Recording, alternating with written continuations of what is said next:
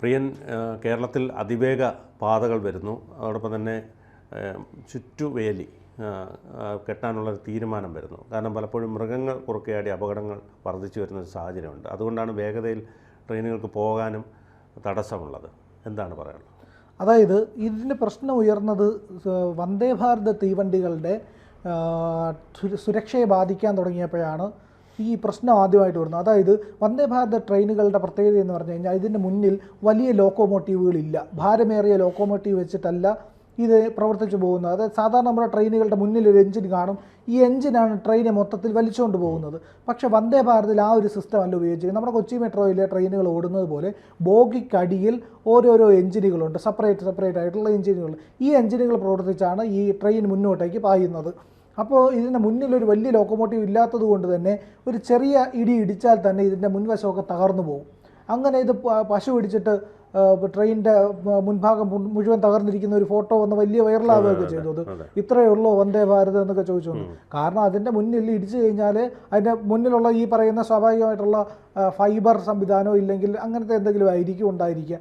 അല്ലാതെ ഈ പറയുന്ന ട്രെയിനിൽ വലിയ ഇരുമ്പൊന്നും കൊണ്ടല്ല ഈ വന്ദേ ഭാരത് ഉണ്ടാക്കിയിരിക്കുന്ന. ഭാരം കുറവാണ് ഇതിന്. കാരണം വേഗത്തിൽ പോകാൻ വേണ്ടിയിട്ട് ഇതിൻ്റെ എനർജി നന്നായിട്ട് ഉപയോഗിക്കാൻ കൂടെ വേണ്ടിയിട്ട് ഇതിൻ്റെ ഭാരം കുറച്ചാണ് നിർമ്മിച്ചിരിക്കുന്നത്. സാധാരണ ട്രെയിനുകൾ പോലെ ഭയങ്കര വെയിറ്റ് ഉള്ളതല്ല ഇത്. അങ്ങനത്തെ ഒരു ട്രെയിൻ ആയതുകൊണ്ട് തന്നെ ഇടിച്ചു കഴിഞ്ഞാൽ ഇതിൻ്റെ മുൻഭാഗം തകരും. അത് മാത്രമല്ല, വലിയ ഇടിയാണ് ഉണ്ടാകുന്നതെങ്കിൽ, ഇപ്പോൾ ഒരു ചെറു വാഹനം എങ്ങാനുമാണ് ട്രാക്കിൽ കയറി കിടക്കുന്നതെങ്കിൽ അതിലിടിച്ചു കഴിഞ്ഞാൽ ഈ ട്രെയിൻ പാളം തെറ്റാനുള്ള മറിയാനോ ഒക്കെയുള്ള സാധ്യത കൂടി ഇതിനുണ്ട്. കാരണം എന്ന് പറഞ്ഞു കഴിഞ്ഞാൽ ഇതിൻ്റെ ഭാരക്കുറവ് തന്നെയാണ്. അങ്ങനെ വരുമ്പോൾ ഇത് സുരക്ഷാ പ്രശ്നമുണ്ട്, വന്ദേ ഭാരതിന് സുരക്ഷാ പ്രശ്നമുണ്ട് എന്ന് പറയുന്ന വലിയ ആരോപണം ഉയർന്നിരുന്നു. അതുകൂടെ കണക്കിലെടുത്തിട്ടാണ് കേരളത്തിലടക്കം ഈ റെയിൽവേ ലൈനുകൾക്ക് ഇരുവശവും ഈ പറയുന്ന വേലികൾ, കമ്പി വേലി കെട്ടാനായിട്ട് തീരുമാനമുണ്ടായിരിക്കുന്നത്. പശുക്കളൊക്കെ കുറുക്കെ ചാടാതെയും ഇതിനെ മറികടന്ന് പോവാതെയൊക്കെ ഇരിക്കാൻ വേണ്ടിയിട്ടാണ് ഇപ്പോൾ വലിയ ചിലവല്ലേ? അത് വലിയ ചിലവാണ്. അത് പ്രായോഗികമാണോ എന്നുള്ളത് ഇപ്പോൾ കേരളത്തിലൊക്കെ എന്ന് പറഞ്ഞു കഴിഞ്ഞാൽ പിന്നെയും പ്രായോഗികമാണ്. കാരണം കേരളത്തിൽ അത് നിർമ്മിക്കേണ്ട അതിൻ്റെ ആവശ്യകതയുണ്ട്. പക്ഷേ ഉത്തരേന്ത്യയിലോട്ട് പോയി കഴിഞ്ഞാൽ കിലോമീറ്ററുകളോളം ഇതെങ്ങനെ നിർമ്മിക്കും എന്നുള്ളതിൻ്റെ ഒരു ആശങ്കയുമുണ്ട്. റെയിൽവേ പാളങ്ങളുടെ ഇരുവശവും സുരക്ഷാ വേലി നിർമ്മിക്കുന്നു എന്ന് പറഞ്ഞാണ് വാർത്ത വന്നിരിക്കുന്നത്. പോത്തന്നൂർ മുതൽ മംഗളൂരു വരെ 530 കിലോമീറ്ററാണ് ആദ്യഘട്ടത്തിൽ വേലി സ്ഥാപിക്കുന്നത്. ഇതിനായി 320 കോടി രൂപ അനുവദിച്ചു. അതായത് ഈ വേലി കെട്ടാൻ വലിയ ചിലവുണ്ടാകുമെന്ന് തോന്നുന്നില്ല. കാരണം എന്ന് പറഞ്ഞാൽ ഉപയോഗിച്ച റെയിൽവേ ട്രാക്കുകൾ റെയിൽവേയുടെ കൈവശമുണ്ടല്ലോ, സ്ക്രാപ്പായിട്ടുള്ളത്. ഇത് തന്നെ എടുത്ത് സ്ഥാപിച്ച് ഇരുവശത്തും സ്ഥാപിച്ച് അതിൽ ഈ പറയുന്ന കമ്പി കൊണ്ട് വേലി നിർമ്മിച്ചാൽ മതിയാവും. ഇത്തിരി കരുത്തുള്ള വേലി വേണമെന്നുള്ളതേ ഉള്ളൂ. അപ്പോൾ അങ്ങനെ റെയിൽവേക്ക് ചെയ്യാൻ കഴിയും. അതുകൊണ്ട് തന്നെ 530 കിലോമീറ്ററിന് വേണ്ടിയിട്ട് 320 കോടി രൂപയാണ് അനുവദിച്ചിരിക്കുന്നത്. അപ്പോൾ എനിക്ക് തോന്നുന്നു ഇതുപോലുള്ള എന്തെങ്കിലും കാര്യങ്ങളായിരിക്കും ഇവർ ചെയ്യുന്നത്. അല്ലാതെ ഈ പറയുന്ന കോൺക്രീറ്റ് ബീമുകളൊന്നും ആയിരിക്കില്ല കിട്ടുന്നത്. അപ്പോൾ അങ്ങനെയുള്ള വേലികൾ കിട്ടുമ്പോഴത്തേക്കും ഈ പറയുന്ന പശുക്കളോ മൃഗങ്ങളോ ഒക്കെ കുറുക്കെ ചാടില്ല. ഈ പറയുന്ന റെയിൽവേ ട്രാക്കിൽ ഇറങ്ങി നിൽക്കില്ല. ആനയൊക്കെ നിന്ന് ആന ഇടിച്ചിട്ട സംഭവങ്ങൾ വരെ ഉണ്ടായിട്ടുണ്ട്. ആന ഇടിച്ച് ട്രെയിൻ തട്ടി ആന ചെരിഞ്ഞ സംഭവങ്ങൾ ഉണ്ടായിട്ടുണ്ട്. നിലവിൽ പാലക്കാട് ഡിവിഷനുകളിലെ 8 സെഷനുകളിലാണ് നിർമ്മാണം നടക്കുന്നത്. കന്നുകാലികളടക്കം പാലത്തിൽ കയറി ഇടിച്ചാൽ വന്ദേ ഭാരത് ട്രെയിനുകളുടെ സുരക്ഷയെ ബാധിക്കുമെന്ന് സുരക്ഷാ കമ്മീഷണറുടെ റിപ്പോർട്ടുണ്ടായിരുന്നു. നേരത്തെ ആ റിപ്പോർട്ടുണ്ട്. ആ റിപ്പോർട്ട് വന്നപ്പോഴാണ് വലിയ വിവാദം ഉണ്ടായത്. വന്ദേ ഭാരത് തീവണ്ടി 130 കിലോമീറ്റർ വേഗത്തിൽ സഞ്ചരിക്കുന്ന ദക്ഷിണ റെയിൽവേയിലെ മേഖലകളിലെല്ലാം സുരക്ഷാ വേലി സ്ഥാപിക്കുന്നുണ്ട്. തീവണ്ടികളുടെ വേഗം 130 കിലോമീറ്ററായി ഉയർത്തുന്നതിൻ്റെ ഭാഗമായിട്ടാണ് ഈ നടപടി എന്നുള്ളതാണ്. വണ്ടി സ്റ്റേഷന് പ്രവേശിക്കും മുമ്പ് അടയാളം നൽകാൻ നിലവിൽ 2 സിഗ്നൽ പോസ്റ്റുകളുണ്ട്. ഇതിന് പുറമെ ഒരു സിഗ്നൽ സംവിധാനം കൂടി വരും. സ്റ്റേഷനിലേക്കുള്ള തീവണ്ടികളുടെ വരവിനും പോക്കിനും വേഗം കൂടുമെന്നുള്ളതാണ്. അതായത് നമ്മുടെ കേരളത്തിലുള്ള പ്രശ്നം എന്ന് പറഞ്ഞാൽ വളവും തിരിവും കയറ്റിറക്കങ്ങളും കാരണം തീവണ്ടികൾക്ക് വേഗം കൈവരിക്കാൻ കഴിയാറില്ല. അങ്ങനെ ഒരു പ്രശ്നം വന്നിട്ടുണ്ട്. പിന്നെ അതുപോലെ തന്നെ സിംഗിൾ ട്രാക്കുകളാണ് പല സ്ഥലങ്ങളിലുമുള്ളത്. അപ്പോൾ ഒരു ട്രെയിൻ മറ്റൊരു ട്രെയിൻ കടന്നു പോകാൻ വേണ്ടി പിടിച്ചിടേണ്ടി വരാറുണ്ട്. അപ്പോൾ ഇപ്പോൾ റെയിൽവേ ഡബിളിംഗ് നടക്കുന്നുണ്ട്. ഈ നമ്മുടെ ഇപ്പോൾ തിരുവനന്തപുരം മുതൽ ഏതാണ്ട് പള്ളിച്ചൽ വരെയുള്ള ഭാഗത്ത് റെയിൽവേ ഡബിളിംഗ് നടക്കുന്നുണ്ട്. അതിന് വേണ്ടിയിട്ട് ഭൂമി ഏറ്റെടുത്ത് ഇപ്പോൾ അവിടുത്തെ മണ്ണൊക്കെ ഇട്ട് ശരിയാക്കി വരുന്നുണ്ട്. ഉടനെ തന്നെ ട്രാക്ക് സംവിധാനം നിലവിൽ വരുമെന്നാണ് അറിയാൻ കഴിയുന്നത്. നമുക്ക് അറിയാം, വിഴിഞ്ഞത്തേക്കുള്ള ഡെവലപ്മെൻറ്റിൻ്റെ ഭാഗമായിട്ട് ബാലരാമപുരത്ത് നിന്ന് വിഴിഞ്ഞത്തേക്ക് അണ്ടർഗ്രൗണ്ടിലൂടെ മണ്ണിനടിയിലൂടെ 25 മീറ്റർ ആഴത്തിൽ മണ്ണിനടിയിൽ കൂടെ തുരങ്കപാത നിർമ്മിക്കാനുള്ള പദ്ധതിയും നടപ്പിലാക്കി വരുന്നുണ്ട്. അപ്പോൾ ഇങ്ങനെ വലിയ രീതിയിലുള്ള വികസന പദ്ധതി വരുമ്പോൾ ട്രെയിനിൻ്റെ വേഗത, അപ്പോൾ ഈ വന്ദേ ഭാരത് പോലുള്ള കൂടുതൽ ട്രെയിനുകൾ എത്തും. അതെ, അപ്പോൾ വന്ദേ ഭാരത് പോലുള്ള എല്ലാ ട്രെയിനുകളും വന്ദേ ഭാരത് പോലെ ആക്കണം എന്നുള്ളതാണ് ഭാവിയിലെ ലക്ഷ്യം.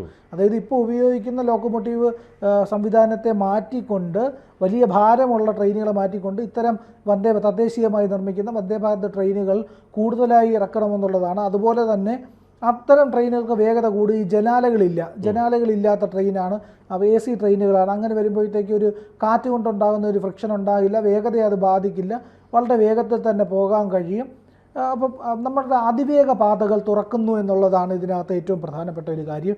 കേരളത്തിലെ വളവുകൾ നിവർത്താനുള്ള പദ്ധതികളുണ്ട്. വളവും തിരിവും നിവർത്തി നേരെയുള്ള ദൂരത്തിലുള്ള റെയിൽവേ ട്രാക്ക് സംവിധാനങ്ങൾ. കൊല്ലത്തൊക്കെ ഉള്ള വളവെന്ന് പറഞ്ഞാൽ ഒരു റാ പോലുള്ള വളവാണ്. അവിടെ വരുമ്പോഴാണ് എല്ലാ ട്രെയിനുകൾക്കും വേഗത വളരെ കുറയ്ക്കേണ്ടി വരുന്നത്. അതായത് കൃത്യമായി റാ പോലെ ഉള്ള വളവാണ് കൊല്ലം ജില്ലയിലുള്ളത്. അത് മറ്റൊരു പാതയിലൂടെ, അതായത് ഐത്തിൽ എന്ന സ്ഥലത്തുകൂടി ആക്കിക്കഴിഞ്ഞാൽ ഇത് എങ്ങനെ പോയാലും തിരുവനന്തപുരം കൊല്ലം ദൂരം 1 മണിക്കൂറാക്കി നിജപ്പെടുത്താൻ കഴിയും. അതെ, ഇപ്പോൾ നിലവിലെന്ന് പറഞ്ഞു കഴിഞ്ഞാൽ വളരെ വേഗത നിയന്ത്രിക്കേണ്ടി വരാറുണ്ട് റെയിൽവേക്ക്. പല സ്ഥലങ്ങളിലും ഈ പറയുന്ന സിഗ്നൽ കിട്ടാൻ വേണ്ടി കാത്തു കിടക്കാറുണ്ട്. ആ അവസ്ഥയൊക്കെ മാറ്റാൻ കഴിയും. റെയിൽവേക്ക് വലിയ വേഗത കൈവരിച്ചാൽ കൂടുതൽ സ്വീകാര്യത ലഭിക്കും, കൂടുതൽ ആൾക്കാർ വരും, വലിയ രീതിയിലുള്ള വരുമാനം ഉണ്ടാകും. ഈ പറയുന്ന നമ്മുടെ യാത്രാ സംവിധാനങ്ങളിൽ ഒരു വിപ്ലവം തന്നെ സംഭവിക്കും. വന്ദേ ഭാരത് നമ്മുടെ ട്രെയിൻ സിസ്റ്റത്തിനകത്ത് വന്ന ഒരു വലിയ വിപ്ലവമായിരുന്നു. അത് തദ്ദേശീയമായി നിർമ്മിക്കുന്ന ഒരു വലിയ കരുത്തായിരുന്നു. അപ്പോൾ ആ കരുത്ത് ഇനി കൂടുതൽ തുടരാൻ കഴിയും. ഈ മേഖലകളിൽ ഈ കമ്പിവേലി വെച്ച്, സുരക്ഷാ വേലി വെച്ച് ഈ മറ്റ് തടസ്സങ്ങളെല്ലാം ഒഴിവാക്കുമ്പോൾ ഡ്രൈവർമാർക്ക് ഒരു കോൺഫിഡൻസ്, ഡ്രൈവറിൽ ഈ പറയുന്ന ലോക്കോ പൈലറ്റിനൊരു കോൺഫിഡൻസ് കിട്ടും. അതായത് തുറസായ സ്ഥലങ്ങളിലൊക്കെ ട്രെയിനിൻ്റെ വേഗത കുറയ്ക്കേണ്ടി വരുന്ന, നിരന്തരമായി ഹോണടിക്കേണ്ടി വരുന്ന അവസ്ഥയൊക്കെ ഒഴിവാക്കാൻ കഴിയും. അങ്ങനെ വരുമ്പോൾ ട്രെയിൻ വേഗത്തിലെത്തുന്നു പല സ്ഥലങ്ങളിലും. അപ്പോൾ ഈ പറയുന്ന മെട്രോ, നമ്മുടെ ഈ പറയുന്ന കേരയിൽ സംവിധാനമൊക്കെ മുമ്പ് അവകാശപ്പെട്ടിരുന്ന പോലെയുള്ള വേഗത കൈവരിക്കാൻ കഴിയും. 130 കിലോമീറ്റർ ആക്കുമ്പോഴത്തേക്കും നല്ല വേഗതയാണത്. അങ്ങനെ വരുമ്പോഴത്തേക്കും കേരളത്തിലെ റെയിൽവേ സംവിധാനത്തിൽ വലിയ മാറ്റം വരും. അപ്പോൾ ഈ വേഗത കൈവരിക്കുന്നതോടുകൂടി പിന്നെ ഈ പറയുന്ന കേരയിൽ സംവിധാനമൊന്നും വേണ്ടല്ലോ. നമുക്ക് വളരെ വേഗത്തിൽ തന്നെ സഞ്ചരിക്കാൻ കഴിയും. ഒരു 5 മണിക്കൂർ കൊണ്ട് തിരുവനന്തപുരത്ത് നിന്ന് കാസർഗോഡ് വരെ എത്താൻ കഴിഞ്ഞാൽ പിന്നെ നമുക്ക് ഈ പറയുന്ന മറ്റ് സംവിധാനങ്ങളുടെ ആവശ്യമില്ല, എത്രയും വേഗതയിൽ എത്താൻ കഴിയുമല്ലോ. അപ്പോൾ ഈ പറയുന്ന കേരളിൻ്റെ ആവശ്യം വരുന്നില്ല. കേരയിൽ എനിക്ക് തോന്നുന്നു 3.5 മണിക്കൂറാണെന്ന് തോന്നുന്നു പറഞ്ഞിരുന്നത്. അപ്പോൾ അത്രയും അതിനോട് ഏതാണ്ട് എടുക്കുന്ന 5 മണിക്കൂറോ ഇല്ലെങ്കിൽ 4.5 മണിക്കൂറോ കൊണ്ട് തിരുവനന്തപുരത്ത് നിന്ന് കാസർഗോഡ് വരെ എത്താനായിട്ട് വന്ദേ ഭാരതിൻ്റെ ട്രെയിനിന് കഴിയും എന്നുണ്ടെങ്കിൽ ഈ പറയുന്ന പ്രശ്നം പരിഹരിക്കപ്പെട്ടു. പിന്നെ കേരളിൻ്റെ ആവശ്യമില്ല, കൂടുതൽ വിവാദമോ പ്രശ്നങ്ങളോ ഒന്നും നടത്തേണ്ട ആവശ്യമില്ല. കാരണം ഇതുവരെ ആ പ്രപ്പോസലിന് ഒരു മറുപടി കേന്ദ്രത്തിൽ നിന്ന് വന്നിട്ടില്ല. അങ്ങനെ ഒരു അവസ്ഥ ഉണ്ടായിക്കഴിഞ്ഞാൽ, അങ്ങനെ ഒരു മാറ്റം ഉണ്ടായിക്കഴിഞ്ഞാൽ കേരളത്തിൽ വലിയ വിപ്ലവമാണ് യാത്രാ മേഖലയിൽ സംഭവിക്കാൻ പോകുന്നത്. സുരക്ഷിതമായിട്ടുള്ള റെയിൽവേ യാത്ര നടക്കും. കൂടുതൽ വാർത്തകളും വിശേഷങ്ങളും നിങ്ങളിലേക്ക് എത്താൻ ABC മലയാളം സബ്സ്ക്രൈബ് ചെയ്യുക, ബെൽ ബട്ടണും അമർത്തുക.